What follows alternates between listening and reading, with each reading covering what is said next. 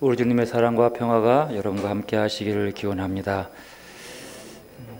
따뜻한 정을 주고받는 추석 명절이 지났습니다. 여러분, 따뜻한 즐거움이 있는 명절이었습니까? 그 따뜻함 속에서 하나님의 사랑을 체험할 수 있기를 바랍니다. 오늘 누가복음 본문의 말씀은 잃은 양을 찾는 목자의 비유라고 하는 그 잃어버린 것들을 찾는 기쁨들을 얘기하는 비유가 3개가 들어있는 중에 하나입니다.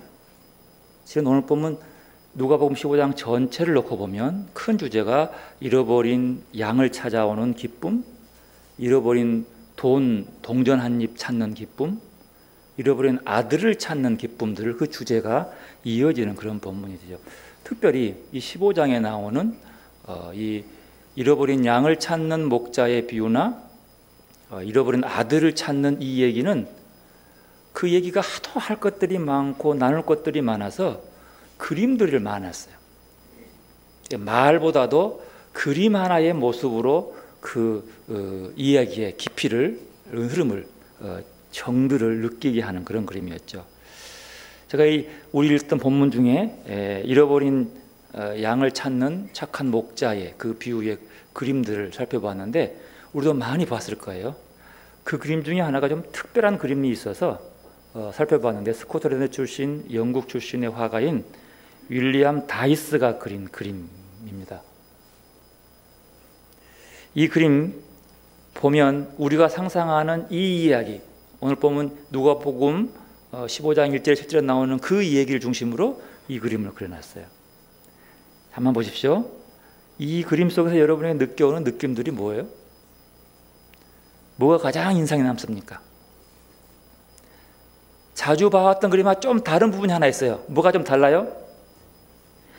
유별나게 울타리가 튼튼합니다.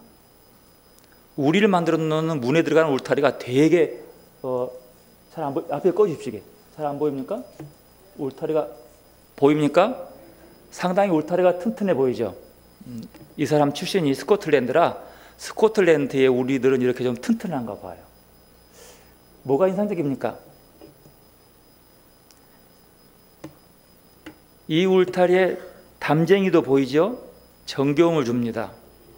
그리고 심어놓은 나무들이 좀 싸늘하지 않고 좀 따뜻한 분위기를 연출해주고 있죠. 그리고 우리 안에 보면 양들이 이미 들어와서 풀을 먹는 양도 있고 누워서 쉬는 양도 있고 여러 모양으로 누워 있습니다. 그리고 이제 막 들어오는 양들도 있고, 그리고 제일 따뜻해 보이는 모습이 뭡니까? 이 목자의 품에 안겨 있는 어린 양의 모습입니다. 아마 눈을 감고 이렇게 편히 그 품에 안겨 쉬고 있는 평안한 모습의 그 모습이지요. 그리고 오른쪽에 있는 지팡이를, 이 지팡이는 이 그림에 대한 어떤 감상을 쓴 것들을 살펴보면 이 지팡이가 보호, 그 다음에 지킴이라고 하는 안전한 의지를 나타내는 그림이라고 이렇게 보는 거죠. 그래서 평안함이 있어요. 이 얘기 그림 속에서 충분히 깊은 목자와 양들 간의 사랑의 교감들을 그냥 말로 설명하지 않고 몸으로 느끼게끔 들어와 있다는 사실을 느낄 수 있어요. 충분히 느낄 수 있죠. 그런데 이 속에서 아주 독특한 그림이 하나 있습니다. 이 목자의 발을 보십시오. 뭐가 없어요? 신발이 없어요. 맨발이요. 이 대부분 사람들은 이 맨발을 굉장히 중요시 여겨요. 어떤 모습일까요? 어떤 모습일까요? 목자의 삶이란 것이 결코 평탄하지 않다는 거예요. 이건 무슨 말이냐면 잃어버린 양을 찾기 위해서 맨발로 뛰어갔다는 거예요.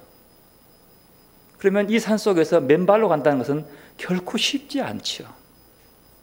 가시도 있을 것이고 돌도 있을 것이고 그 좀 쉽지 않는 길을 걸어가고 이게 발을 신경 쓰면서 걸어갈 수 있는 여건이 조건이 아니다는 거죠. 충분히 그의 삶이 순탄치 않음, 목자의 삶이 순탄치 않음을 우리에게 보여주고 있습니다. 그래서 이 그 감상평을 살펴보면 오늘날에 있는 목자들의 상태를 보면서 이 양들 때문에 지친 목자의 기도가 하나 있더라고요. 그러니까 양을 돌보아야 되는 그 처지에 있는 사람들을 예수님처럼 이렇게 보지만 이 땅에서 예수님이 맡겨주는 양들을 돌보는 그 목자들의 기도의 내용이 있어서 제가 인용해 볼게요. 그냥 살짝 들어보시고 교훈보다도 한 번쯤 들어볼 수 있는 그런 부분들이에요. 이제 불 켜주십시오. 그냥 인용합니다. 착한 목자이신 주님, 당신은 양을 위하여 목숨까지 내놓으셨다죠. 그래서 남는 게 뭡니까? 달랑 십자가밖에 없지 않습니까? 저도 양들을 위해 애써 보았습니다. 그들을 위해 밤도 지새워 보았고 그들을 찾아다녀도 보았습니다. 그들이 원하는 양식을 주기 위해 주머니도 털어놓았습니다. 그런데 남는 게 없더군요. 그들은 끊임없이 달라고만 하고 목자의 희생만을 요구하며 주지 않으면 이내 달아나 버립니다. 제가 사꾼이어서 그럴까요? 착한 목자이신 주님, 그래도 당신은 행복한 목자입니다. 당신은 길 잃은 양 한 마리만 찾으면 되었잖아요. 그런데 요즘은 잃은 양이 99마리입니다. 당신의 양은 당신의 목소리를 알아듣고 당신을 따르지만 저의 양은 아예 볼 수도 없으니 제 목소리를 알아듣겠습니까? 그들은 자기 목장도 잊은 채 남의 목장에서 헤매고 있습니다. 그곳에서 풀을 뜯어 먹는 게 더 쉽다고 제 목장을 떠나가 버렸습니다. 그들의 수요가 너무 많아 어찌할 바를 모르겠습니다. 그러니 어찌할까요? 저도 제 목장을 버리고 다른 목장의 사꾼이라도 될까요? 참 목자이신 주님, 저도 양들을 위해 목숨을 내놓고 싶습니다. 그러니 제 양들이 자기 목장 안에 들어오도록 이끌어 주십시오. 그들도 제 목소리를 듣고 제 양 목장 안에 살게 하는 게 이 목자의 소박한 꿈입니다. 그 꿈이 이루어질까요? 그러면서 이렇게 덧붙였어요. 요즘은 집을 떠난 양들이 너무 많습니다. 회개하지 않는 양들이 너무 많습니다. 양들이 불쌍하면 찾아가서 위로해주고 돌봐줄 텐데 오히려 목자를 휘두르는 잘난 양들이 너무 많습니다. 예수님께서 회개하는 죄인 한 사람들 때문에 기뻐하듯이 목자들도 잃은 양을 되찾고 기뻐합니다. 이렇게 이 그림을 보고 썼던 글의 내용들입니다. 여러분의 삶을 살아갈 때에 사람과의 관계 속에서 머리로 접근합니까? 가슴으로 접근합니까? 주로 여러분은 뭘 접근합니까? 사람의 인간관계의 부분에서 머리로 접근합니까? 가슴으로 접근합니까? 좀 더 구체적으로 하나님과의 관계 속에서 여러분은 머리로 접근하십니까? 마음으로 하나님을 만나보십니까? 이 두 개는 굉장히 중요한 인간관계의 부분을 얘기합니다. 여러분, 가슴의 논리, 마음의 논리를 앞세우다 보면 많은 손해를 감수해야 돼요. 분명한 사실은 관계란 면에서 머리의 논리가 차지하는 것보다도 가슴의 논리가 차지하는 부분이 더 많아야 됨을 느껴요. 물어볼게요. 여러분은 자식과의 관계 속에서 머리로 대합니까? 마음으로 대합니까?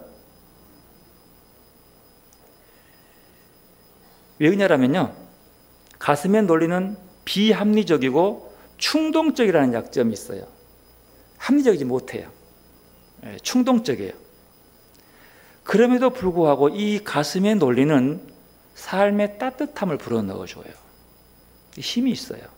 헌신적이고 이타적인 사랑이라는 우리의 삶의 최고의 가치를 실현시키는 동력이 될 수 있는 거예요. 네, 가슴의 논리죠. 머리의 논리는 달라요. 여러분, 물어볼게요. 경제적으로 발전한다고 행복의 크기가 비례됩니까? 경제적으로 높아지면 행복도 그만큼 높아집니까? 아니요. 경제적인 발전이 오히려 역효과를 낳아서 행복을 망치는 경우도 많이 있어요. 근데 여전히 우리는 경제가 행복인 것처럼 경제에 휘둘리고 있는 거지요. 경제 논리는 뭐예요? 이익 안 되면 버리는 거예요. 이익되는 것은 수단과 방법을 가지고 찾아가는 거예요. 이게 머리의 논리라고 하는 거죠. 일본과 독일을 생각해 봅시다. 둘 다 전범이에요. 2차 대전을 일으키는 원흉들이었어요. 그들은 죄의 대값을 치러야 되는 거죠.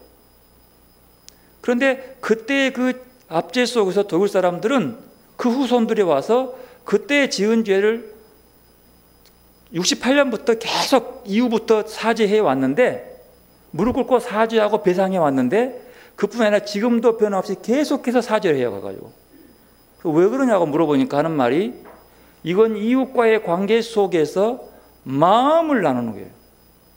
상처받은 그들의 마음은 돈으로 안 된다는 거예요.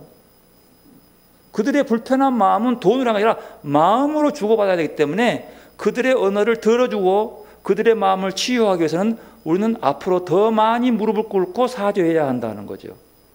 일본은 안 그래요. 우리가 65년에 이민이다 배상했기 때문에 끝이다, 법이다 라면서 뭘 생각해요? 자꾸 머리만 생각해요. 그러니까 마음으로 상처를 입은 사람들이 아무리 마음이 아프다 해도 그 마음을 조금도 이루어하지 않아요. 이미 다 돈 줬지 않냐? 우리는 돈 받은 적 없다는 거예요. 그걸로 끝이다. 머리와 마음의 관계를 하나의 예로 볼 수가 있습니다. 여러분, 하나님은 여러분에게 여러분 믿을 때 머리로 믿습니까? 가슴으로 믿습니까? 하나님이 여러분에게 예수 믿으면, 예수가 내 마음에 영접하면 이론적으로 이해하기 때문에 예수님 내 곁에 있습니까? 예수님이 살아있다는 걸 보지도 않고 그럴 수 있냐는 거예요. 뭘로 느껴요? 다가오는 따뜻한 마음이요. 하나님의 사랑을 뭘로 증명하겠어요? 마음인 거죠. 즉 말하면 우리가 나와 너와의 관계 속에서, 하나님과의 관계 속에서 가슴의 마음의 언어를 발표해보라는 것이 오늘 주어지는 본문, 누가복음 본문의 핵심이에요. 오늘 본문에는 3개의 비유가 나온다 했습니다. 이 비유들은 모두가 다 세리와 죄인들과 어울리는 예수님에 대한 바리새인과 서기관들의 공격부터 오는 거죠. 예수님은 한 가지밖에 없어요. 오직 그 마음 속에는 마음으로 서로 대화하는 거죠. 그 중심은 세리와 누가 있어요? 죄인들이 있는 거죠. 이 비유 속에 보십시오. 머리로 생각하면 이 세 비유는 정상이 아닙니다. 한 마리의 잃어버린 양을 찾기 위해서 99마리가 어찌되든 나가두고 간다는 것은 이해가 안 되는 거지요. 만약에 이 한 마리를 찾으러 갔다가 99마리가 10마리가 실족돼 버리고 잡혀가 버리면 어떡할 거예요? 누가 손해요? 그럴 바에야 잃어버리지 않도록 99마리를 더 잘 지키면 되는 거예요. 한 마리 버리더라도. 그러니까 예수님은 그런데 99마리가 어찌됐든 그걸 놔두고 한 마리를 찾으러 가요. 왜요? 한 마리의 마음과의 대화 때문인 거죠. 머리는 아니에요. 10개의 동전이 있어요. 한 개 동전 잃어봤자 그게 별거 아니에요. 이거 찾을 노력, 시간 가지면 오히려 다른 동전 벌어서 보태는 게 훨씬 나아요. 10개 만들면 되는 거죠. 근데 굳이 그거 하기 위해서 시간과 땀을 낭비할 필요가 없는 거잖아요. 특히 잃어버린 아들이 돌아와서 아버지가 기뻐한 것은 당연한 거죠. 그런데요, 밑도 끝도 없이 자기 기쁘고 즐겁다고 동네 사람들이 다 할 수 있도록 큰 잔치를 벌인다고 하는 것은 큰아들을 조금도 배려하지 않는 거예요. 생각해 보십시오. 이 아들은 나가서 실패한 아들이 아니라 아버지의 것들을 가져다가 탕진하고 방탕하게 지고집대로 지 마음대로 살다가 돌아온 아버지의 마음에 대못을 받고 나간 사람. 누가 봐도 그는 정상적인 아들이 아니요. 그러면 그 아들이 돌아왔으면 회초리를 때린다 할지 어떤 그 부분에 대해서 다짐을 받고 그 다음에 즐거워할 수 있을지는 모르지만 지금까지 아버지의 말 거역하지 않고 충실한 큰아들은 뭐예요? 동네 사람들은 뭐죠? 더 중요한 것은 그 아들을 보고 이 얘기를 듣는 사람들이 아하, 내 마음대로 살다가 아버지가 용서해주면 훨씬 더 존중받네? 아버지 말 잘 듣고 가만히 있는 것보다도 그냥 나가서 조금 이렇게 좀 방탕하고 좀 이렇게 하다 보면 훨씬 유명해지네? 저도 그게 부러웠어요. 부모 말 잘 듣고 잘 순종한 것보다도 조금 빼딱하고 이상한 길로 갔다가 돌아와서 영웅되는 것. 그래서 교회에서는요, 조금 바르게 시작해보면 조금 그냥 이상한 짓 많이 하고 깡패도 하고 뭐 옛날에는 살인자 같은 사람이 얘기 들으면 괜히 좋아했잖아요. 탕자라 해가지고. 생각해 보십시오. 이게 성립이 안 돼요. 그렇게 기뻐할 일이 아니에요. 적당히 해야지. 그 마음은 이해하지만 머리로는 충분히 이해가 안 되죠. 하지만 성경은 세고다 너무 과할 정도로 잃어버린 것에 대한 기쁨을 만끽합니다. 왜 그럴까요? 그 속에서 하나님의 자비로우심과 하나님의 사랑을 느낄 수 있는 거죠. 오늘 본문의 얘기는 머리로가 아니라 마음으로, 가슴으로 그 사람과 연결되며 그 사람을 품어주는, 잃어버린 양 한 마리가 99마리가 더 귀한 걸 알지만 그 양에 대한 그 개인적인 목자의 사랑과 마음을, 자비로움을 드러내는 것, 그리고 그 속에서 그 따뜻함으로 99마리와 다시 100마리가 하나가 되는 모습을 보여주고 싶어하는 모습, 이것이 하나님의 마음이에요. 하나님의 마음은 그렇게 그들의 잘못되고 누락되고 뒤떨어진 것들을 따지고 수군거리는 것이 아니라 품어주는 거죠. 오늘 본문의 시작은 그러면서 모든 세리와 모든 죄인들이 말씀을 들으러 왔다는 것을 시작합니다. 1절 말씀 보면은요, 모든 세리와 죄인들이 말씀을 들으러 가까이 오매. 여러분, 이거 모든이란 말 중요해요. 모든이에요. 여러분 물어볼게요. 모든 세리와 죄인들이 하나님의 말씀 드리기 위해서 몰려오면 기쁜 일이요, 슬픈 일이요? 여러분은 좋아하겠어요, 싫어하겠어요? 아이고, 교회 좁은데 몰라 이렇게 많이 와? 아이고, 저 사람은 좀 안 왔으면 좋겠어. 뭐 전해드려 오는 거 이렇게 하겠습니까? 아니, 죄인들이 말이 온다는데, 말씀 들으러 온다는데 얼마나 기쁘겠어요.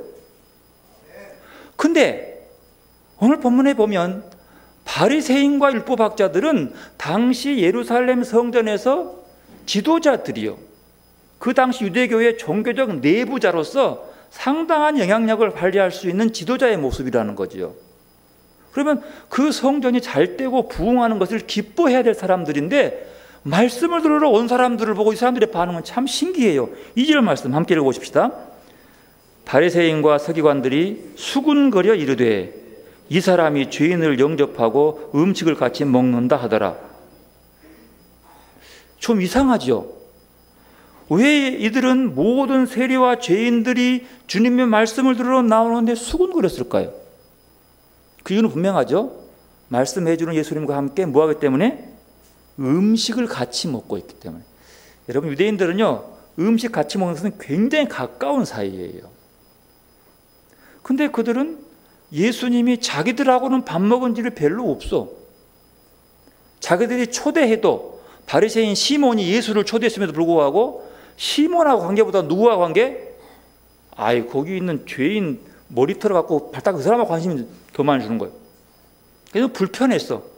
근데 그 사람들하고 같이 어울리는 것이 시계절처럼 말이 안 된다 라고 믿는 거죠. 그 이유는 다른 데 있지 않아요. 당시 세리는요, 로마를 위해 살아간 사람이에요. 로마를 위해서. 여러분, 일본 시대 때 일본을 위해서 와가지고 곡식 뺏어가고 하는 사람들, 한국 사람들이잖아요. 그 사람들이 이뻐요, 미워요? 그 사람들 좋게 보이던가요? 그래갖고 막 잡아가고 뭐 집에 있으면 뭐 아무게 큰아들 돼가서 막 징용 보내고 그런 사람 좋던가요? 이 세리가 그런 사람들이요. 유대인들이 그들을 좋아할 수가 없지. 자기 민족들을 그럴 수 있는 것은. 그러면 죄인은 뭐냐 그러면 죄인은 율법인 모세의 율법을 지키지 않는 사람을 죄인이라고 그래요. 그리고 그의 처지가 그 율법을 지킬 수 없는 처지에 있는 사람들을 죄인이라고 했어요. 그러니까 이 둘은 유대 민족주의자나 율법주의자들에 하면 도무지 어울릴 수 없는, 죄인도 그런 죄인이 없는 거예요. 가까이 할 수 없는 사람들이죠. 그런데 이런 세리들과 죄인들은 예수님의 말씀 들으러 왔다는 거죠. 모두가 다, 그것도 모두가 누구 곁에 와요? 예수님 곁에 몰려왔어요. 근데 그들이 몰려와서 말씀을 들으러 온 그 자리에 바리새인과 서기관은 어떤 자리예요? 그 자리가 죄스러운 자리예요. 왜? 죄인들과 함께 어울리기 때문에 그 자리는 복된 자리, 행복한 자리가 아니라 죄인의 자리로 봐버린 거죠. 그런 자리에서 예수님은 잃어버린 한 마리의 양에 대해서 말씀합니다. 한 마리의 양에 대해서. 그리고 그들을 품어주고 있어요. 여러분 가만히 보십시오. 왜 바리새인과 서기관들이 수군거렸을까요? 그들은 예수의 마음을 이해하지 못합니다. 그의 마음이 어떤 마음인지를 이해하지 못합니다. 왜 그들은 별로 권세도 없고 명예도 없고 재산도 없고 심지어 죄인이라고 낙인 찍히고 매국노라고 손가락질 받는 그 사람들을 차별하지 않고 품어주고, 오히려 그 사람들이 몰려온 걸 그렇게 막 성질내고 막 손가락질하고 차별하려고 했을까요? 그 이유가 뭘까요? 두려움 때문이라고 합니다. 왜 두려움 때문입니까? 그들이 가까이 몰려오는 것에 대한 두려움. 왜 두려워요? 다른 거 아닙니다. 자기의 자리가 위태롭기 때문이에요. 지금까지는 자기가 그 성전 안에서 권세와 힘을 누렸지만 죄인들이 우르르 몰려와가지고 그 사람들이 수가 더 많아지면 누가 높아져요? 자기들 말 안 들을 것 아니에요. 차별하고 미워하고 그물 누는 자기들 안 들어올 것 아니에요. 그들이 들어오면 자기들이 지금까지 주장한 모든 것들이 거짓이 될 수가 있는 거예요. 그리고 이 자리 내부에서 자기 자리가 위태로우니까 이들을 뽑아내야 돼요. 그래서 두려움 때문인 거죠. 자리에 대한 두려움 때문에. 근데 예수는 그들을 친구로 가까이 오는 그들을 함께 먹고 마시면서 두려워하지 말라, 두려워하지 말라라고 얘기합니다. 그러나 그들은 예수가 함께 음식을 나누며 함께 동등한 자기들과 사람으로 취급해 주는 것 자체가 두려움이었습니다. 그들은 다른 데 아니에요. 왜 그들을 환대하냐는 거예요. 죄인들은 죄인 취급해야지 왜 환대하냐는 거예요. 그리고 예수와 함께 나눈 그 식사가 그들의 마음을 어지럽게 했습니다. 그들은 그 규례를 너무 잘 알고 잘 지켜서 경계선을 만들어 놓고 정결과 불결을 만들어 놓고 그 선 안에서 그 선밖 사람은 선 밖과 선 안을 놓고 그 안에서만 살면서 그 밖을 전혀 무시한 사람들이었어요. 그리고 그 코드에 맞춰, 정결 코드에 맞춰서 그 코드 밖의 사람은 어울리고 밥 먹을 수 없고 대화할 수 없어요. 왜요? 더러운 것이 묻기 때문에. 여러분 이 모습을 보고 예수의 마음은 어땠을까요? 하나님의 말씀을 따라 살아가는 선민으로서 그들은 유대교 지도자로서의 그들에게 덕스러움이 느껴지지 않습니다. 아니 그들이 몰려오는데 그들을 놓고 수군거려요? 그 수군거림이 어느 사람은 이걸 보고 시장 잡배라고, 그런 수준밖에 안 되지 않냐고 이렇게 바라봅니다. 비록 자기들은 성전 지배체제에서 나름대로의 지도자 노릇하고 높은 자리에 있던 사람에 불구하고 사람을 따뜻하게 바라보지 못하고 힐끗힐끗 쳐다보면서 수군거리는 천한 모습, 그들에게 무슨 따뜻한 인격이 있으며 정이 있겠습니까? 이들의 모습에서 어쩌면 우리의 모습도 함께 볼 수 있는 거죠. 교회 지도자가 영성과 인격과 분별력을 상실하면 이들처럼 매정한 시선으로 사람을 대하게 된다는 것입니다. 지금 바리새인들 부박자들은 예루살렘 성전에서 잔뼈가 굵어온 사람들인데 자비로운 하나님의 마음으로 사람을 대하지 않습니다. 말씀을 듣고 하나님이 이런 분이라고 증거한 사람들이 하나님의 마음이 그 마음에 다가오지 않는 거예요. 오직 자기가 만들어 놓은 그 기준의 틀 속에서 경계선을 만들어 놓고 그 안에서만 즐기고 그 밖은 모두가 다 죄인 취급하는 그들만의 세상, 아나무인의 세상. 이들은 자기들이 경멸하고 소외시키는 사람과 어울리는 예수를 이해하지 못해요. 그리고 그들을 향해서 수군거립니다. 이 수군거림은 배려와 이해가 아니라 그 마음이 오직 자기의 기준과 머리밖에 없는 거죠. 자기들이 그어놓은 경계선에 줄을 세워서 차별을 부각시킵니다. 하나님의 마음을 읽으려는 생각이나 하나님의 생각을 알기 위한 노력은 없고 오직 자기들의 판단과 그 선에서 이기기 위해서 수단과 방법을 가리지 않고 꼼수를 부리고 어거지를 피웁니다. 그리고 그 경계선 밖의 사람들은 가차없이 정죄하고 징벌하고 짓밟아 버리려고 합니다. 이들은 하나님의 마음이 아니라 자기의 지적 판단이 하나님의 판단으로 둔갑시키는 결과를 만들어 버립니다. 한마디로 자기가 하나님이 되어버린 거예요. 하나님의 마음을 읽어서 그 마음으로 사람을 대하지 못한 그 마음은, 정죄하는 마음은 자기가 하나님이 되어버리는 거죠. 그런 지도자들이 있는 곳에 어떻게 구원이 있으며 어떻게 하나님 나라를 운운할 수 있냐는 거죠. 오늘 출애굽기 말씀을 보면 모세가 출애굽한 이후에 시내산에서 하나님의 말씀을 받기 위해서 시내산에 올라간 40일 기간 동안 참지 못한 이스라엘 백성들이 금송아지를 만들어 버립니다. 금송아지를 만드는 그 모습을 지켜본 하나님께서 너무 마음이 아파서 저들이 하나님에 대한 부분들을 너무 안타까운 마음으로 한탄하면서 모세에게 이렇게 말합니다. 7절 말씀. 여호와께서 모세에게 이르시되 너는 내려가라. 내가 애굽 땅에서 인도하여 낸 내 백성이 부패하였도다. 부패한 백성은 누구 백성? 하나님의 백성이 아니라 모세 네 백성이다 얘기하는 거예요. 왜요? 하나님의 백성은 하나님을 바로 믿는 거예요. 금송아지를 하나님이라 하지 않는 거예요. 부패한 그들을 하나님은 목이 뻣뻣한 백성이라고 하면서 그들을 진노해서 멸망시켜버리겠다고 말씀합니다. 그거 하는 말이 저들을 다 진멸해버리고 앞으로는 아브라함의 후손이 아니라 모세 너의 후손을 통해서 내가 큰 민족을 이루어가겠다. 새롭게 시작하자 라고 얘기하는 거죠. 좋은 일이죠. 하나님의 말씀을 잘 듣고 잘 지킨 모세를 통해서 새로운 구원 공동체를 이루어가겠다는 거죠. 얼마나 멋있는 계획이에요. 모세가 어찌 기쁘지 않겠어요. 하지만 모세는 그 하나님 앞에서 이렇게 얘기합니다. 오늘 본문 11절 12절 말씀 함께 읽읍시다. 출애굽기 32장 11, 12절 말씀. 모세가 그의 하나님 여호와께 구하여 이르되 여호와여 어찌하여 그 큰 권능과 강한 손으로 애굽 땅에서 인도하여 내신 주의 백성에게 진노하시나이까?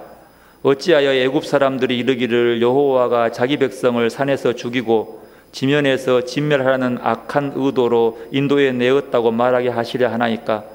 주의 맹렬한 노를 그치시고 뜻을 돌이키사 주의 백성에게 이 화를 내지 마옵소서. 지금 모세의 마음은 어디에 있어요? 자기 백성이 지은 죄에 대해서도 않고 자기를 통한 새로운 민족에 대한 관심도 없고 뭐 해봤어요? 하나님의 이름이 조롱당하면 어찌 되겠습니까? 하는 거예요. 하나님 화내는 거 이해해요. 백성 죄 지은 거 맞아요. 그런데 이 일을 통해서 애굽에서 인도에 낸 하나님의 백성들을 하나님이 진멸해버리면 저 하나님은 자기 백성을 죽이려고 데려왔구나 이렇게 말할 거 아닙니까? 오직 그의 마음은 하나님께 있습니다. 하나님의 이름에 있는 거예요. 그러면서 이렇게 간구합니다. 13절 말씀 함께 읽읍시다. 주의 종 아브라함과 이삭과 이스라엘을 기억하소서. 주께서 그들을 이유하여 주를 가리켜 맹세하여 이르시기를 내가 너희 자손을 하늘의 별처럼 많게 하게 하고 내가 허락한 이 온 땅을 너희의 자손에게 주어 영원한 기업이 되게 하리라 하셨나이다. 하나님이 약속해 놓고 그 약속 어기면 하나님 이름 욕됩니다. 이미 아브라함과 이삭과 야곱, 이스라엘에게 했던 그 약속을 기억하셔서 그 약속을 그냥 이루십시오. 물론 저 후손들이 이렇게 흉악한 하나님 없는 것처럼 저 모습을 하지만 하나님 너그러운 분 아닙니까? 용서하신 분 아닙니까? 저 불쌍한 저들 용서해 달라고, 그리고 다시 저들을 세워서 하나님의 영원한 기업으로 삼아달라고 간구합니다. 그리고 그 간구를 들은 하나님이 그 마음을 돌이킵니다. 14절 함께 읽습니다.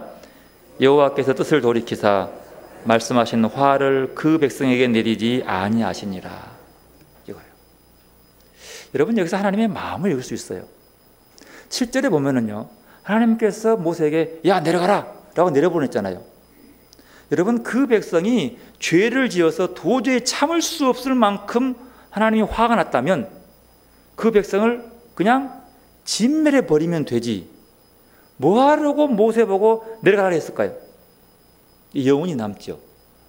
왜냐면 네가 가서 재판해라 그런 것도 아니고, 네가 가서 혼내라 그런 것도 아니고, 여기에 하나님의 마음이 있는 거예요. 하나님은 저거 당장 진멸해 버리고 싹 쓸어버리고 싶은 마음이 있어요. 모세야 네가 내려가 봐라. 왜? 혹시라도 너가 내려가서 그들의 마음이 돌이켜 봐서.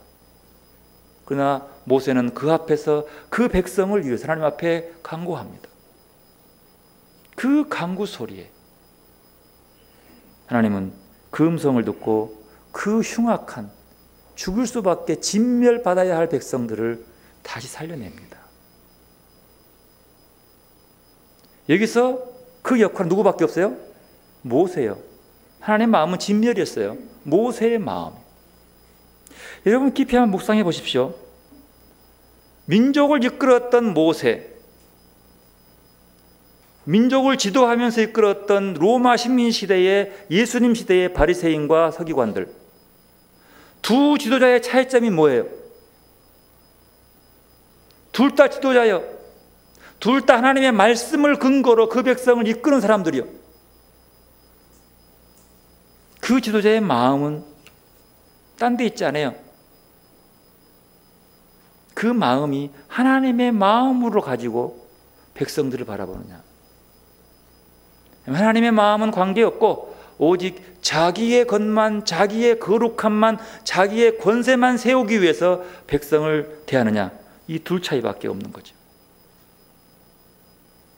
바리새인들은, 율법학자들은 세리와 죄인들을 이끌어서 하나님 나라로 끌어가는 사람들이 아니라 그들을 차별하고 격리시킴으로써 튼튼한 자기의 선 안에서 자기가 최고의 그 민족의 높은 하나님 앞에 인정받은 사람임을 자랑하고 싶은 사람밖에 없는 거죠. 마음의 문제죠. 그래서 그들은 자기들의 이익이 아니면 수군거릴 수밖에 없는 거죠. 수군거리다, 뒷담화하다 같은 말이에요. 여러분, 이렇게 수군거림 속에서 어떻게 그 공동체가 하나가 될 수 있겠어요? 하나님의 마음은 그렇게 선그어 놓고 네가 옳다 너가 옳다 그렇지 않아요. 나 같은 죄인까지도 마음으로 품어준 것이지, 하나님께서 머리로 우리의 마음을 계산해 버리면 우리의 죄를 어떻게 하겠어요? 뭘로 용서받을 수 있겠어요? 어떻게 내가 의인이 될 수 있냐는 거예요. 어떤 기준으로? 믿음의 욕심은 그래서 필요 없는 거죠. 이 세 비유를 통해서 예수는 주변의 종교적 내부자들로부터 비난에 대한 비유를 들어서 직접 그들에게 응답해 줍니다. 이 세 비유가 그거죠. 잃어버린 자를 강조했죠. 그런데요, 이렇게 봐요. 잃어버린 자를 찾는 것보다 중요한 것은 이미 찾아진 자들, 이미 종교적인 내부 속에서 신앙생활 열심히 하는 그들이 회개하기를 바라는 마음이 오늘 본문에 나와 있다는 사실이죠. 잃어버린 한 마리를 찾아오는 것보다도 들어있는 99마리가 회개해서 잃어버린 그 한 마리를 품어줄 수 있는 마음으로 배려해주고 이해해주고 사랑하는 마음으로 변화되기를 하나님은 이걸 기뻐하는 거예요. 즉 말하면 오늘 본문에 중요한 것은 잃어버린 걸 찾아온 것보다 더 중요한 것은 찾아와서 그 안에서가 중요한 거죠. 말씀을 들으러 나온 사람들을 보고 수군거리는 사람이 어떻게 하나님을 기뻐하시겠어요?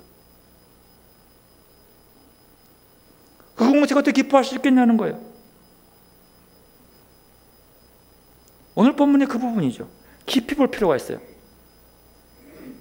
차별하고 소외시키고 거리감을 두고 자기의 믿음을 우월하다고 믿는 이 사람들을 놓고서 회개하는 자. 여기서 죄인은 누구예요? 회개해야 할 사람들이 죄인들이에요. 잃어버린 그 사람만 죄인이 아니라 그 사람도 돌아오지만 그 사람이 좀 부족하고 바리새인보다 한참 모자라는 삶을 산다 할지라도 그들을 사랑으로 품을 수 있는 공동체만이 통해서 하나님이 기뻐하는 거죠. 7절 말씀, 회개할 것 없는 의인 99물의 말미암아 기뻐함보다 더하리라. 그들을 품을 수 있어야 되는 거죠. 예수님은 안식일을 비롯해서 율법을 못 지키고 성전에 요구하는 제물을 봉헌하지 못하는 사람들을 죄인으로 판단하지 않습니다. 예수님은 유대교가 죄인이라고 버리고 신체적으로 형적으로 병이 걸린 사람들이라고 어울릴 수 없는 사람이라고 하는 사람들을 고쳐서 그에게 새 힘을 줍니다. 오늘 예수님의 말씀은요, 한 사람도 버리지 않고 잃지 않을 뿐만 아니라 되찾아서 기뻐하신 하나님을 얘기하고 있는 거죠. 이 되찾음은 100마리 모두요, 한 마리도 빼지 말고 그 바리새인 그들이 회개하지 않으면 빠질 수밖에 없는 거예요. 그들까지도 기다리고 있는 예수의 모습. 그래서 하늘에서와 같이 땅에서도 이루어지는 하나님의 뜻, 이게 하나님 나라예요. 이걸 추구했다고 하는 것이죠. 하나님의 가히 없은 사랑, 끝없는 그 사랑, 그 모습을 보여주기 위한 그 모습. 여러분, 그 사랑만이, 자비로운 하나님의 사랑의 마음만이 우리를 온전한 하나의 공동체로 만들 수 있다는 겁니다. 하나와 99이 구분 없이 온전한 공동체를 이루는 것, 이걸 하나님은 기뻐하시는 거죠. 모든 세리와 죄인은 한 마리 양에 비유된 거죠. 이들이 소외시키거나 차별당하지 않고 온전한 하나의 공동체, 99과 하나를 비교하지 아니하고 그저 하나가 되는 공동체, 이거 주님은 우리에게 말씀하고 있습니다. 사랑하는 성도 여러분, 이런 것들을 다시 찾고 기뻐하신 하나님의 마음을 헤아리시기를 바랍니다. 우리가 이웃 사랑함에 오해함이 생기면 그 종교는 변질되고 맙니다.